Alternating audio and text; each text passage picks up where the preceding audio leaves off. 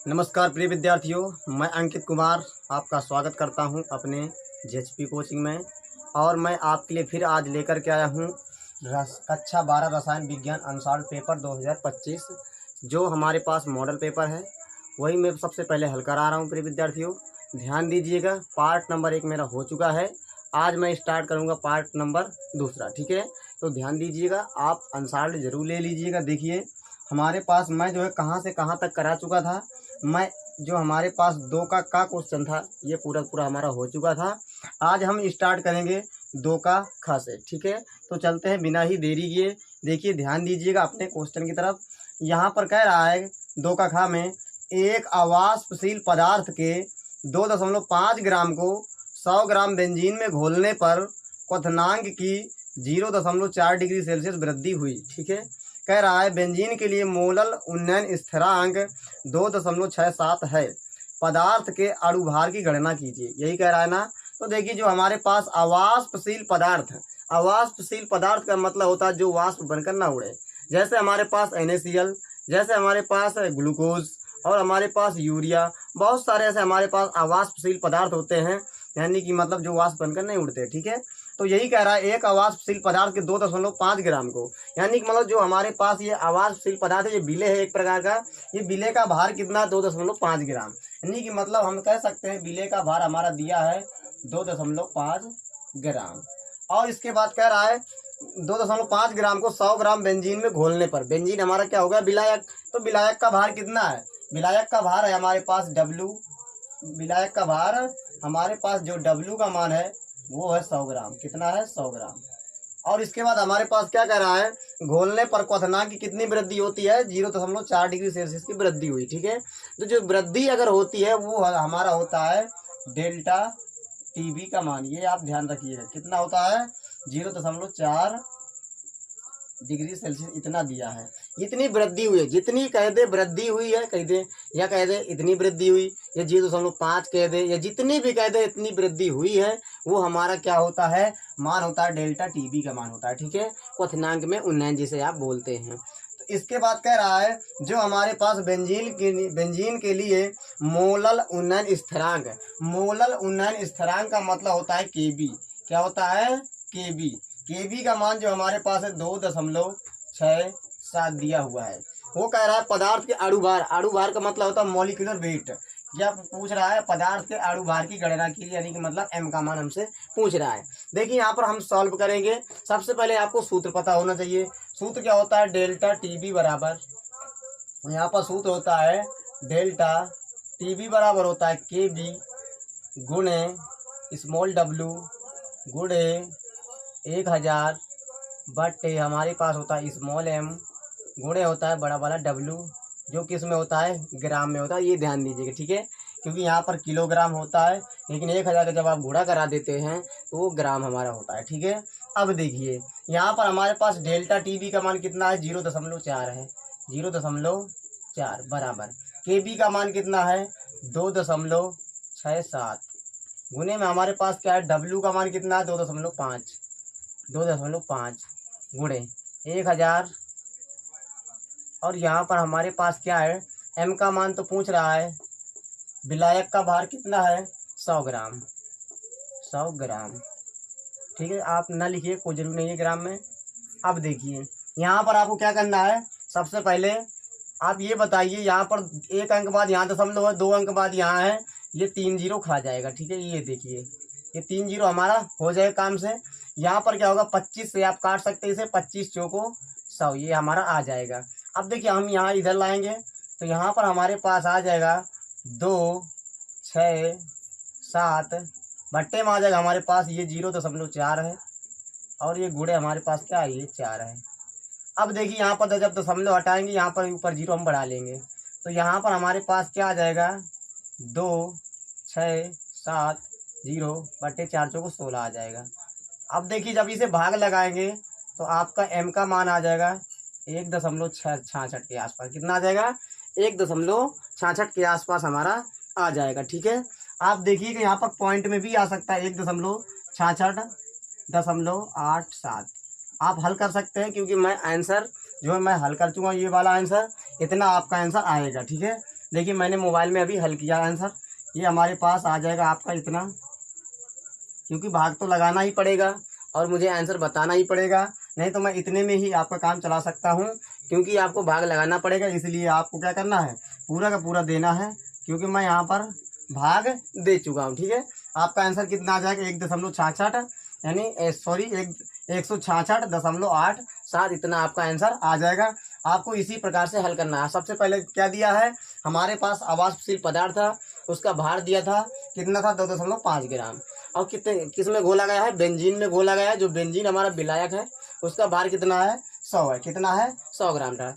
इसके बाद कितनी की वृद्धि हुई थी, जो हमारे पास क्वथनांक में उन्नयन, उन्नयन का मतलब होता है वृद्धि, तो क्वथनांक में कितने की वृद्धि हुई थी, तो हमारे पास 0.4 डिग्री सेल्सियस की जो वृद्धि होती है उसे कहते हैं क्वथनांक में उन्नयन। क्या कहते हैं, क्वथनांक में उन्नयन कहते हैं, जिसे हम डेल्टा टीबी से दर्शाते हैं। और हमारे पास जो कह रहा था बेंजीन के लिए मोलल उन्नयन स्थिरांक, मोलल उन्नयन स्थिरांक का मतलब होता है केबी। क्या होता है, केबी। वो मान हमारा 2.67 था। हमसे कह रहा था अणु भार की गणना कीजिए, यानी कि मतलब स्मॉल एम का मान पूछ रहा था। तो हमें क्या करना है, सबसे पहले हमें ये सूत्र पता होना चाहिए। जब आप सूत्र में वैल्यू सभी पुट कर देंगे तो आपका फाइनली आंसर क्या आ जाएगा, 166.87 आपका आंसर आ जाएगा। इसके बाद देखते हैं प्रिय विद्यार्थियों नेक्स्ट क्वेश्चन। देखिए प्रिय विद्यार्थियों, दूसरे का हमारा ग कह रहा है कि निम्नलिखित सेल के विद्युत वाहक बल EMF की गणना कीजिए। यही कह रहा है CD/CD2+, 1 मोलर सांद्रता जिसकी, और हमारे पास Ag+ जो है उसकी भी 1 मोलर सांद्रता है, और क्या है हमारे पास इसके बाद Ag है, जिसमें कह रहा है इसके बाद जिसमें अर्ध अभिक्रियाओं के मानक अपचयन विभव निम्न है। जो हमारे पास दिया है CD2+/CD, E0 बराबर है -0.40 वोल्ट है, तथा इसके बाद Ag+/Eg और E0 बराबर +0.80 वोल्ट है। यही कह रहा ना। तो देखिए हमसे कह रहा है EMF की गणना कीजिए, तो मैं आपको शॉर्टकट एक तरीका बताता हूँ। यदि सांद्रता 1 मोलर अगर दी हुई, दोनों की देख सकते हैं आप, दोनों की सांद्रता 1 ही मोलर है, ठीक है ना। जो हमारे पास 1 मोलर यहाँ पर भी है CD2+ की, और Ag+ की भी 1 मोलर सांद्रता है। यदि सांद्रता दोनों की समान हो तो आपको क्या करना है, बस आपको एक ही सूत्र लगाना है। वो हमारे पास सूत्र है, आप देख सकते हैं, जो हमारे पास सूत्र होता है ना, वो होता है E0 सेल बराबर होता है E0 कैथोड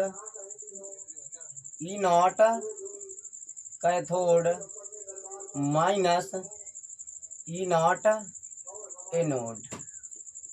एनोड।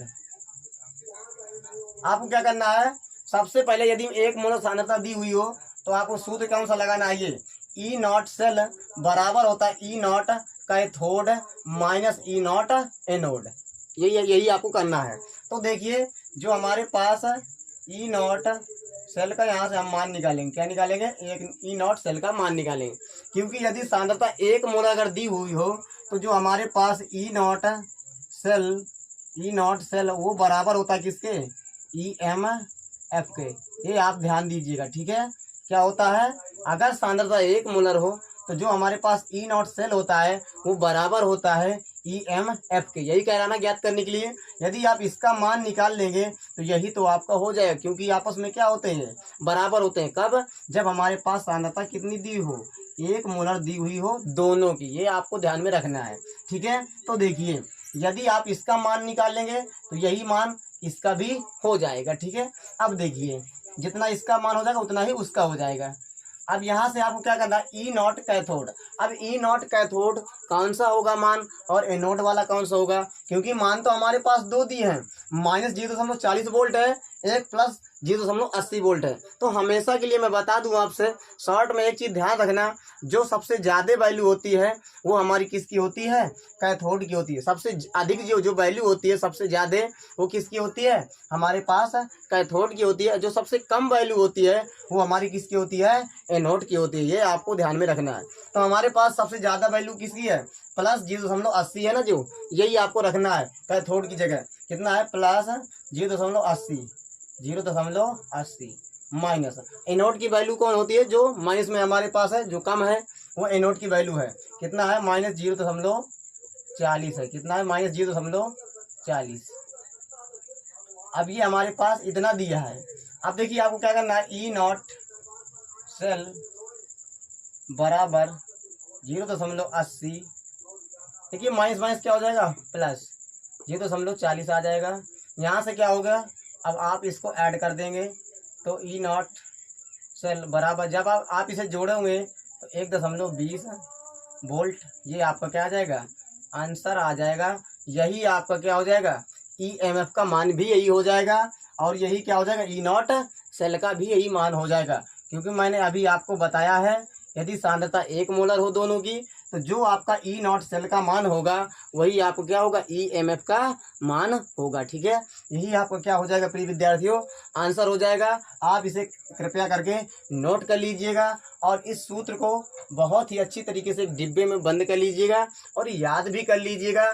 यदि जिसकी वैल्यू ज़्यादा हो, यानी जिसमें वैल्यू जो ज़्यादा आपको दिखे, जो वैल्यू, वो हमेशा किसकी होती है, कैथोड की। जो वैल्यू कम दिखे, जो हमारी कम हो, वो कौन होता है, एनोड का मान होता है। ठीक है, तो देखिए इसके बाद हम देखते हैं नेक्स्ट क्वेश्चन।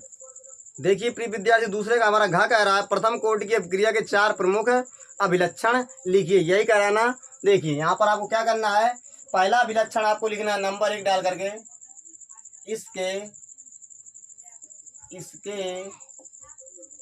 इसके लिए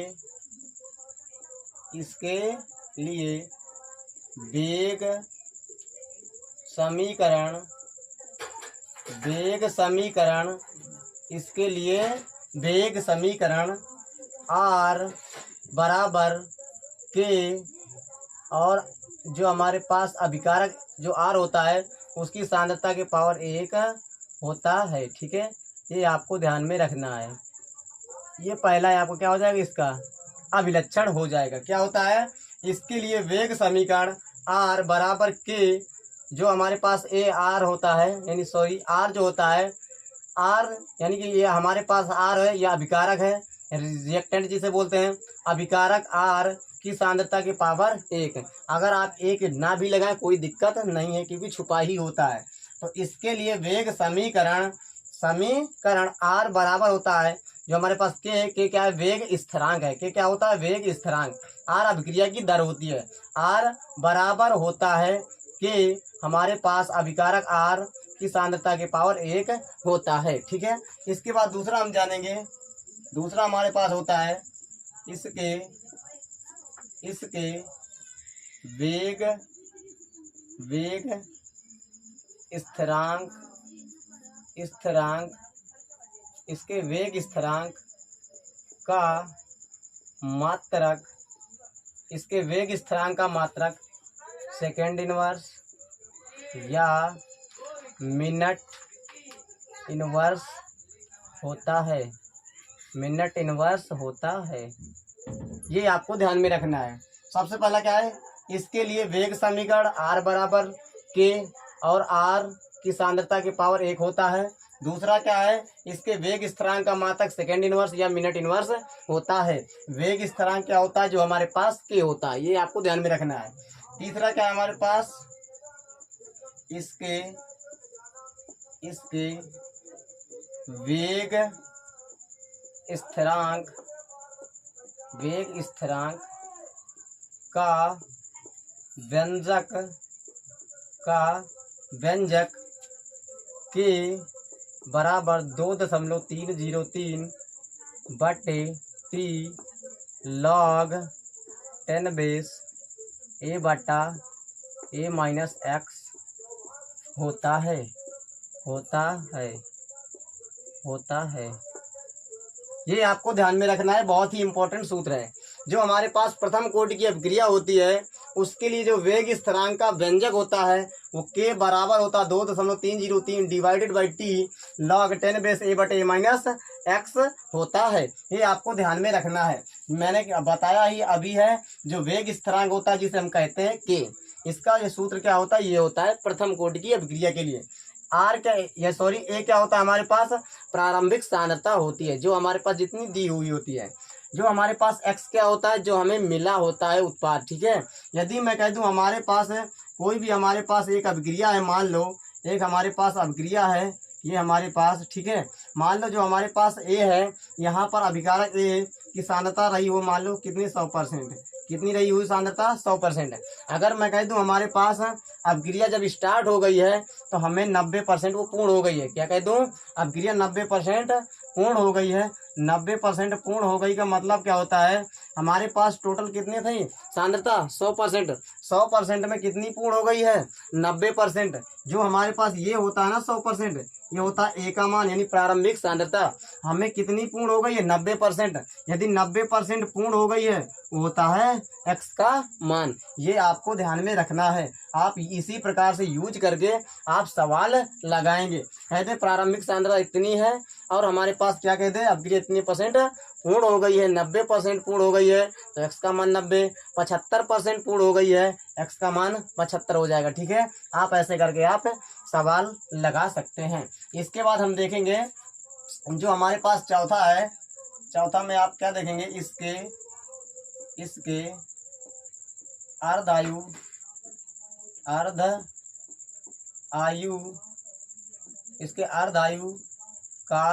आयु काल का व्यंजक T1/2 बराबर होता है 0.693 डिवाइडेड बाई के होता है। ये भी आपको ध्यान में रखना है। ये बहुत ही दोनों इंपॉर्टेंट सूत्र हैं। अगर पूछा जाए अर्ध, जो हमारे पास प्रथम कोटि की अपक्रिया है उसके लिए अर्ध आयु काल का व्यंजक क्या होता है, आप बताइएगा। T1/2 बराबर 0.693 डिवाइडेड बाई के होता है। ये आपको ध्यान में रखना है। यही आपके क्या है, 4 अभिलक्षण है प्रथम कोटि की अपक्रिया के लिए। आपसे 1 नंबर में पूछा जाएगा प्रथम कोटि की अपक्रिया के लिए वेग स्थिरांक है उसका मात्रक क्या होता है, आप बताइएगा। सेकंड इनवर्स या मिनट इनवर्स होता है। यदि बताइए पूछेगा वेग स्थिरांक का व्यंजक क्या होता है प्रथम कोटि की अपक्रिया के लिए, तो आप ये बताइएगा। यदि पूछे प्रथम कोटि की अपक्रिया का अर्ध आयु काल क्या होता है, आप यह बताइएगा। ठीक है, इसके बाद हम देखते हैं नेक्स्ट क्वेश्चन। देखिए प्रिय विद्यार्थियों, तीसरे का हमारा क्या कह रहा है, H2SO4 का एक नमूना 94% W/V है और उसका घनत्व 1.84 ग्राम प्रति ml है। ठीक है, इस विलयन की मोललता परिकलित कीजिए। और हमारे पास दिया है H बराबर 1, ऑक्सीजन बराबर है 16, सल्फर बराबर है 32 है। ये हमारे पास क्या दिए हुए हैं, आपको पता होना चाहिए, परमाणु भार दिए हैं। ठीक है, तो देखिए हमें अब क्या करना है, सबसे पहले हमें निकालना है आंसर। कैसे निकालेंगे, तो हमें जो दिया है सबसे पहले वो लिखेंगे। 94% का मतलब क्या होता है, 94% हटाएंगे तो नीचे क्या आ जाएगा, नीचे आ जाएगा हमारा 100। 94% W/V है। क्या है, W/V, तो आप ऐसे लिखिएगा। ठीक है, आप ऐसे ही लिखिएगा, ध्यान रखिएगा। 94% W/V है तो आप ये 94% हटाएंगे, नीचे 100 आएगा। अब बराबर में क्या लगा देंगे, W/V। हमेशा के लिए ध्यान रखिएगा, जो हमारे पास नीचे वाला होता है ये होता है विलयन का आयतन। ये V क्या होता है, विलयन का आयतन। ये जो हमारे पास ऊपर दिया होता है ये क्या होता है, हमेशा विलेय का भार होता है। क्या होता है, विलेय का भार। विलेय का भार के लिए आप छोट वाला W दिखा सकते हैं, कोई दिक्कत नहीं है। विलेय का भार के लिए हम क्या दिखाएंगे, छोट वाला W ऐसे करके हम दिखा देंगे। ठीक है, आप कैसे भी दिखा सकते हैं, लेकिन आपको ध्यान में होना चाहिए। लेकिन क्योंकि मैं हमेशा इसलिए करता हूँ, हमेशा छोट वाला W विलेय के लिए, क्योंकि आप मुझे ध्यान रहेगा। और हमेशा विलायक के लिए मैं बड़ा वाला W का इस्तेमाल करता हूँ। ठीक है, आपको यह इसी प्रकार आपको करना भी है, क्योंकि आपको ध्यान भी रहेगा। अब देखिए हमें क्या करना है, जो हमारे पास इतना दिया था, इसके बाद घनत्व भी दिया था। घनत्व यानी कि मतलब डेंसिटी, घनत्व कितना था, 1.84। ये हमारे पास घनत्व दिया है 1.84। मात्रा से कोई मतलब नहीं, आपको लिख भी सकते हैं, ग्राम प्रति ml। ये हमारे पास इतना है। इस विलयन की मोललता परिकलित करना है। तो देखिए यहाँ पर सबसे पहले आपको पता होना चाहिए सूत्र। सूत्र क्या होता है मोललता के लिए, मोललता बराबर होता है स्मॉल w गुणे 1000 बटे स्मॉल m और बड़ा वाला W होता है वो ही ग्राम में। ये हमारे पास क्या होता है सूत्र। यहाँ से ध्यान दीजिएगा, हमारे पास केवल और केवल स्मॉल W का मान ही पता है। विलेय का भार, विलेय क्या है, H2SO4। विलेय का भार पता है, लेकिन हमें विलायक का भार नहीं पता है, ना ही विलेय का अणुभार पता है। तो विलेय का अणु भार हमें निकालना पड़ेगा। विलेय क्या है हमारे पास H2SO4, तो आप H2SO4 का अणु भार निकालेंगे। H2SO4 का अणु भार, H2SO4 का अणु भार यानी कि मतलब M का मान, ठीक है, M ये हमें निकालना है। तो आप कैसे निकालेंगे, हमारे पास है H2SO4, H2SO4, तो देखिए हम कैसे निकालेंगे। हाइड्रोजन कितना होता है 1 2, सल्फर का कितना है 32, प्लस ऑक्सीजन कितना होता है 16 गुणे 4, यहाँ से कितना निकल के आ जाएगा 2 प्लस 32, 16 चौको 64 और जोड़ देंगे 98 आ जाएगा। कितना आ जाएगा, M का मान 98 हमारा आ जाएगा, M बराबर 98, ठीक है।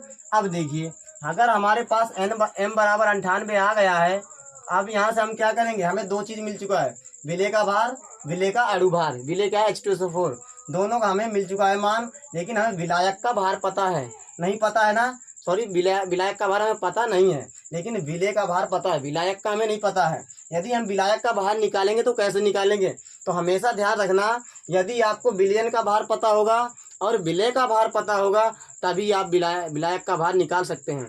क्योंकि हमें पता है विलेय का भार पता है, लेकिन हमें विलयन का भार नहीं पता है, लेकिन हमें विलयन का आयतन पता है और विलयन का घनत्व पता है। यदि अगर ये पता है तो हम निकाल लेंगे। बचपन में आपने सूत्र पढ़ा होगा, एक घनत्व बराबर होता है, घनत्व डेंसिटी लिखे दे रहा हूं मैं, घनत्व बराबर होता है द्रव्यमान बटे आयतन।